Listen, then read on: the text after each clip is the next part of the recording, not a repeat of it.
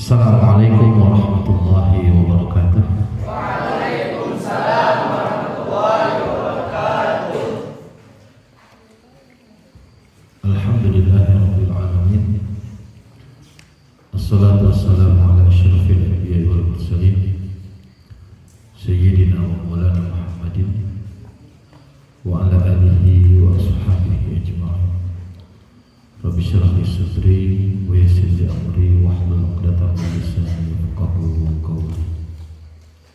Fa ya ayyuhalladzina amanu ittaqullaha haqqa tuqatih wa la tamutunna illa wa antum muslimun. Allahumma anfa'na bima 'allamtana wa 'allimna ma yanfa'una wa zidna 'ilman tanfa'una.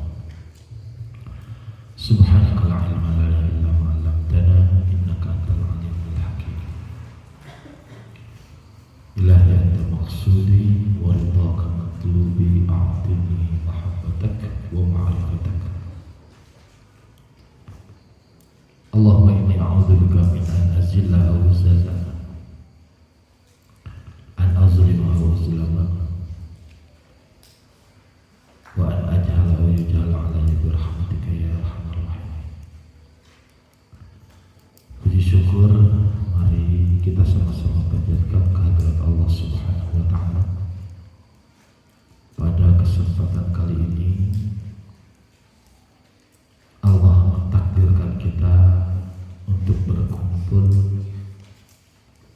di taman surga. Ya, majelis taklim kayak begini ini disebut oleh Rasulullah SAW adalah taman surga. Idza marartum biriyadil jannah farta'u. Ya, kalau kalian melihat melewati ada taman surga, maka singgahlah. Alhamdulillah di pondok pesantren selalu ada taman surga.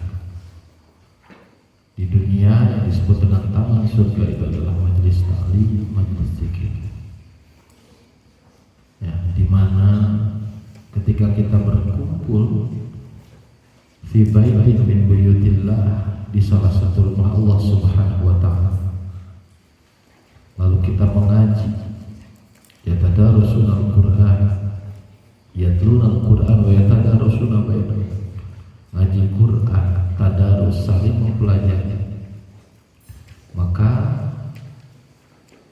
tidak lain dan tidak bukan kecuali malaikat akan menanggungnya.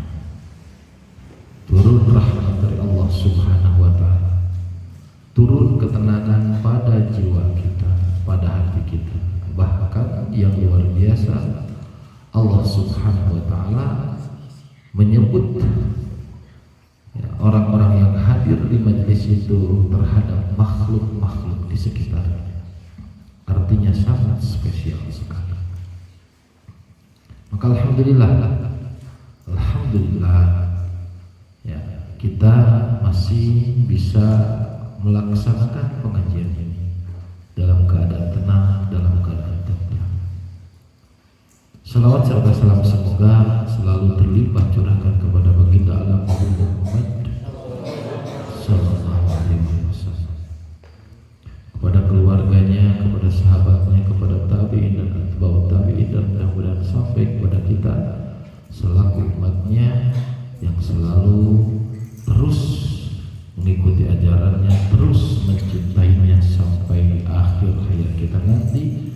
Bahkan mudah-mudahan kita dipertemukan oleh Nabi Muhammad, oleh Allah Subhanahu wa taala dengan Nabi kita Nabi Muhammad sallallahu alaihi wasallam. Anak-anakku sekalian, hari ini saudara-saudara kita di Palestina masih terus digempur, terus dibombardir. Setiap hari ada saja orang wafat, setiap hari ada saja orang terluka, dan mereka yang terluka itu adalah bukan tentara. Yang terluka itu, yang wafat itu, yang syahid itu kebanyakan adalah anak-anak dan perempuan. Ya, ini adalah kebiadaban orang-orang Zionis Israel. Jadi kalau kita flashback ke belakang, Yahudi ini ya, bahkan dari zaman Nabi Musa alaihissalam dia selalu membangkang kepada Nabi Musa alaihissalam, selalu membangkang kepada Allah Subhanahu wa taala, padahal ya mereka itu ya itu dianiaya, disakiti oleh Fir'aun, lalu diselamatkan oleh Nabi Musa alaihissalam. Setelah diselamatkan bukannya berterima kasih, malah banyak membangkang. Ya.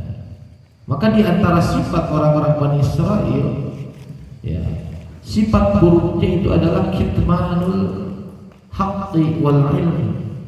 Mereka itu selalu menyembunyikan yang hak, selalu menyembunyikan ilmu ketika tidak menguntungkan buat mereka. Ya. Jadi mereka ini kalau membangkang, mengkhianat itu sudah biasa. Ya. Bukannya bersyukur, ya, tetapi justru bahkan mengkhianati Nabi Musa alaihissalam. Nabi Musa ketika menerima wahyu dari Allah Subhanahu wa taala, wa kallama Allah Musa taklima, selama 40 hari, berapa hari? 40 hari itu Bani Israel ditinggalkan oleh Nabi Musa, ya, itu tidak lama 40 hari. Ya, setelah Nabi Musa menerima wahyu, itu orang-orang Bani Israel itu sudah ada sesembahan. Namanya adalah sesembahan itu anak patung anak sapi yang mengeluarkan suara, padahal Nabi Musanya masih ada. Bahkan saudaranya Nabi Musa, Nabi Harun, itu sudah tidak bisa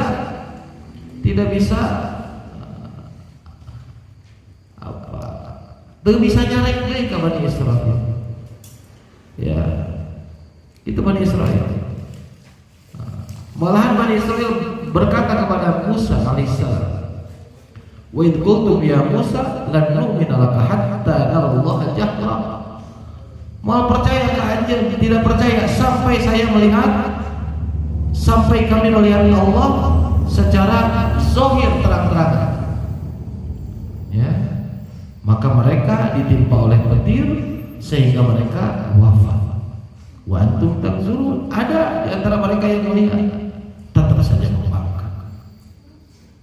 Ya, ketika Nabi Musa sudah menyelamatkan, dikasih manna, dikasih salwa, mereka ya, lan tasbiru ala ta'amil wahid fad'u lana rabbaka ya mimma tuhidul ardh.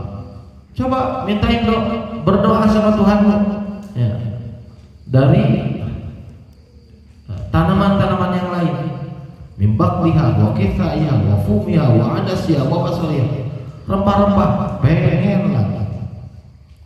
Ya. Ketika Nabi Musa mau memasuki Palestina, Syam, nanti kalian akan menemui satu pintu. Qulu hittatun naghfir lakum khatayakum wa sanazidul muhsinin. Tapi mereka mengganti yang harusnya hittah itu ya Allah ampunilah dosa-dosa kami. Ya, mereka fabaddala alladziina zalamu qawlan ghairal ladzi qila lahum. Mereka mengganti perkataan dengan perkataan yang tidak diajarkan kepada mereka. Alaka hittah ngeyel, ya, Bani Israel. Kadionakeun ketika Nabi Muhammad sallallahu alaihi wasallam, ya, hijrah ke Madinah. Jadi orang-orang Yahudi itu sudah tahu bahwa nanti Nabi terakhir itu akan ada di Madinah.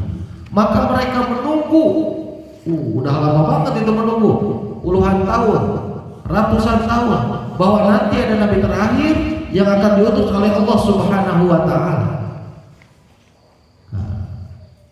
Mereka tahu, ya.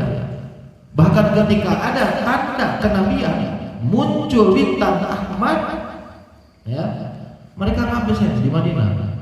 Ada ibu yang melahirkan anak? Ada ibu yang melahirkan anak? Tidak ada. Ternyata Nabi Muhammad SAW lahirnya di Mekah. Ya. Mereka sudah dengar Nabi Muhammad, ya. Sudah dengar Nabi. Mereka sudah tahu ciri-ciri kenabiannya. Bahkan di dalam Al-Quran disebutkan ya'rifuna kama ya'rifuna abna'ahum.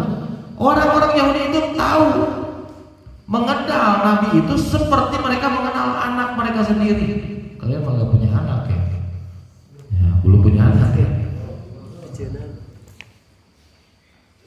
Tahu anak? Bapak punya anak, tahu itu anak mau pahidi lah kahiji dengan ekuan jelema oke moal. Ya. Nah, seperti itu. Tapi ketika yang diutus ya bukan dari Bani Israel, mereka tidak mengakui Nabi Muhammad sallallahu alaihi wasallam. Ya. Jadi begini, Bani Israel tahu Israel, nama lain dari Yakub, Nabi Yakub, Nabi Ibrahim punya istri, berapa istrinya? 2. 1 Siti Sarah, 2 Siti Hajar.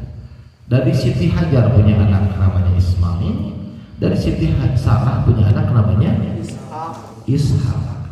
Ishak punya anak namanya Yakub. Nah, dia. Ya. Jadi dari keturunan Yakub ini adalah nabi-nabi terus, keturunan Yakub, Yusuf, terus Bani Israel. Ya. Malahan Bani Israel ini yang yaqtuluna anbiya bighairi haqq. Mereka sampai berani membunuh nabi mereka tanpa hak. Ya. Tanpa hak, tidak hak. Kita kalau tahu sejarah atau cerita Nabi Daud yang mengalahkan Jalut, ya. Nah, Tolut itu bukan dari Bani Israel. Diangkat jadi raja, kenapa bukan dari Bani Israel? Mereka protes. Karena wazadahullahu bastatan fil ilmi wa jism. Allah telah memberikan kelebihan baik berupa ilmu atau fisiknya. Nah, maka ketika Bani Israel disuruh, ya, nanti kalau ketemu dengan satu nahar, apa nahar itu? Sungai, ya. Kalau ketemu satu sungai, ya, jangan minum dari situ. Illa, kecuali madil tarafazur kata biadi. Kecuali yang minumnya, ya, pakai tangan, nyiukna pakai tangan, bukan minum sewarang-warangnya, bukan. Kamu kalau sedang olahraga minum aqua habisin itu semuanya, bukan jadi tambah tenaga, malah jadi capek. Ya, malah jadi capek. Nah, ini mereka minum tidak nurut. Maka begitu mau perang, la taqata lana al-yawma bi Jalut wa junudi. Kami tidak sanggup untuk perang melawan Jalut. Seperti itu. Pecundang sebenarnya mereka ini. Ya, pecundang. Nah, maka mereka tidak ikut perang. Begitu Musa mengajak perang, bagaimana kata Bani Israil? Idhab anta wa rabbuka faqatila inna hauna qa'idun. Silahkan Musa berangkat dengan Tuhanmu untuk berperang. Kami di sini duduk-duduk saja. Pecundang mereka ini. Ya, terus, ya, ketika Nabi Muhammad SAW diperintahkan oleh Allah Subhanahu Wa Taala untuk hijrah ke Madinah, mereka mau mengambil keuntungan. Lagi-lagi nih orang Yahudi, mereka mau mengambil keuntungan. Wah, ini nih. Tetapi Masya Allah dahsyat sekali, ya, yang diputuskan oleh Nabi Muhammad SAW. Ya, kaum Khazraj dengan Aus dipersaudarakan oleh Allah Subhanahu Wa Taala, dipersaudarakan dengan orang-orang Muhajirin. Mulai aduh, ini Muhammad. Tadinya ada peluang untuk menghasut agar mereka bisa berkuasa. Seperti itu. Ya. Ada seorang pendeta Yahudi yang sangat dipercaya sekali. Ilmunya luar biasa, tahu tentang isi Taurat, namanya Abdullah bin Salam. Dia mau masuk Islam, tetapi kata dia, wahai Muhammad, jangan beritakan saya masuk Islam terhadap para pendeta Yahudi. Ya, jangan beritakan dari sekarang, kecuali nanti kalau sudah berkumpul. Maka begitu berkumpul para pendeta Yahudi, ditanya oleh Rasulullah SAW, tahukah kalian siapa Abdullah bin Salam? Tahu, dia pendeta kami, paling soleh, paling baik. Wah, disebut semua kebaikannya. Dia paling mengerti Taurat, dia paling soleh, paling jujur dan lain sebagainya. Nah, kata Nabi Muhammad SAW, bagaimana kalau dia masuk Islam? Ya, begitu dia masuk Islam, ya, asyhadu an la ilaha illallah wa asyhadu anna muhammadar rasulullah. Para pendeta yang tadinya memuji-muji, dia itu pengkhianat, dia itu buruk. Karena dia ngobrol, barusan viral kemudian. Ya. Itu. Ya. Maka kalau hari ini ada berita yang diputar-balikan, itu biasa dari dulu. Ya. Untungnya sekarang teknologi sudah begitu canggih, maka para pejuang Hamas kalau sedang peperangan mereka selalu merekam yang mereka kerjakan, ya, agar ini bisa menjadi bukti. Nah, tidak bisa dimanipulasi lagi. Ya. Jadi di Israel itu mereka tertutup, mati berapa enggak jujur. Ya, seperti itu. Sekarang yang terjadi seperti itu. Di zaman Nabi Muhammad ada 3 kabilah Yahudi. Di mana? Di Madinah. Ada Qainuqa namanya, ya, Bani Qainuqa. Yang kedua ada Bani Nadir. Yang ketiga ada Bani Quraidah.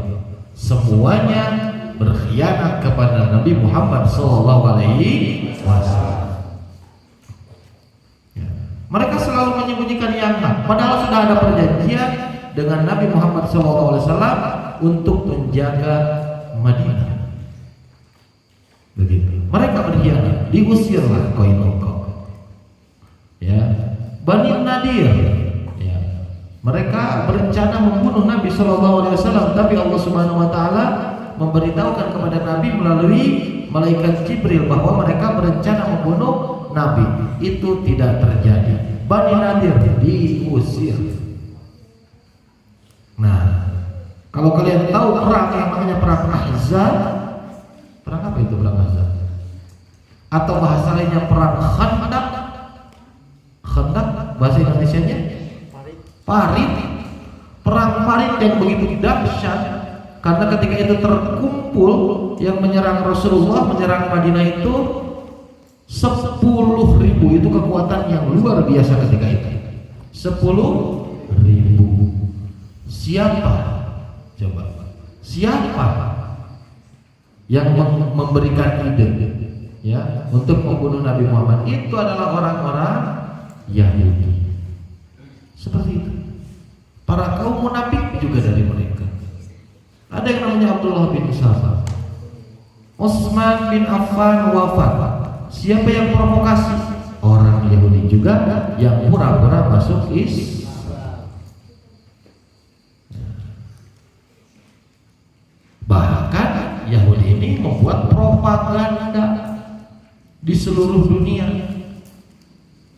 Buzzer, ada buzzer bayaran agar ya diberitakan bahwa Israel itu baik, bahwa Israel itu benar dan lain sebagainya. Seperti itu. Jadi mereka selalu memutarbalikkan fakta, menganggap bahwa Hamas adalah teroris, padahal Hamas itu adalah bertahan. Tahu bertahan? Ya. Melakukan perlawanan, intifada. Apa intifada? Ya. Melakukan perlawanan. Karena sebelumnya mereka sudah gila-gilaan di Masjidil Aqsa. sudah gila-gila, sudah niup torompet. Tahu torompet? Nah, ini kata siapa? Kata mantan ketua FPI Kiai Haji. Siapa itu? Masya Allah, subhanallah. Ada yang tahu? Nah, ya, itu tidak ada beredar videonya. Mereka itu sudah memasuki Masjidil Aqsa, melakukan pekerjaan-pekerjaan yang tidak baik. Padahal Masjidil Aqsa itu sesuatu masjid yang sangat sakral sekali, ya, bagi umat Islam. Seperti itu. Jadi kalau ya Yahudi hari ini, orang-orang Israel, Zionis Israel, ya, selalu memutarbalikkan fakta, selalu berkhianat, di depan iya, di belakang tidak. Nah, ya, itu kelakuannya sudah memang seperti itu dari dahulu. Maka kita terus doakan saudara-saudara kita, ya, saudara-saudara kita yang ada di Palestina sana. Mereka berjuang luar biasa. Ya, banyak sekali yang wafat, banyak sekali yang syahid, dan kesaksian dari mereka itu orang-orang yang syahid mengeluarkan aroma yang sangat harum sekali, harum wangi kasturi.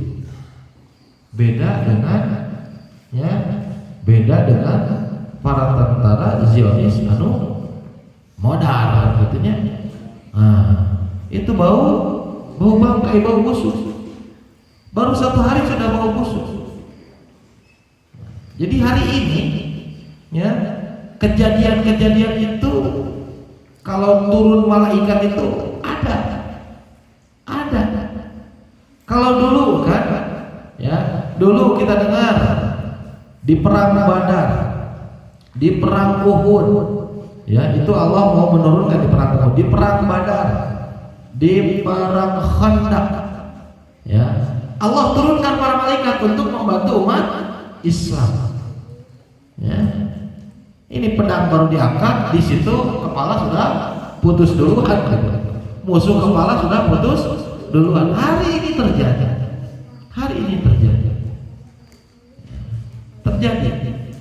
Nah, kalau kalian pernah lihat videonya, jadi itu ada tank Israel, tank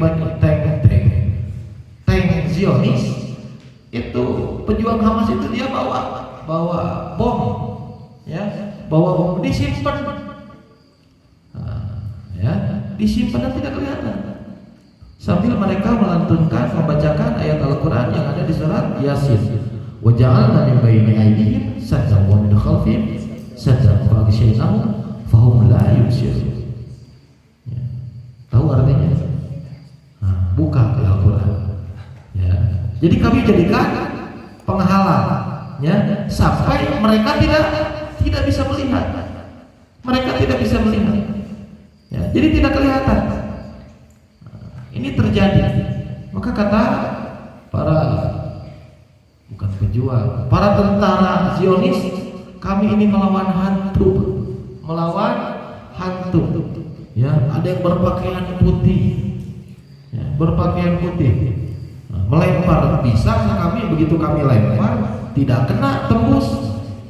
Ya, maka nyata pertolongan dari Allah Subhanahu Wa Taala itu nyata.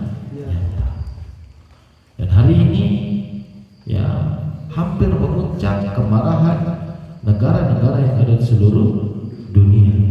Disuruh untuk berhenti, disuruh untuk gencatan senjata, tetapi mereka terus membombardir.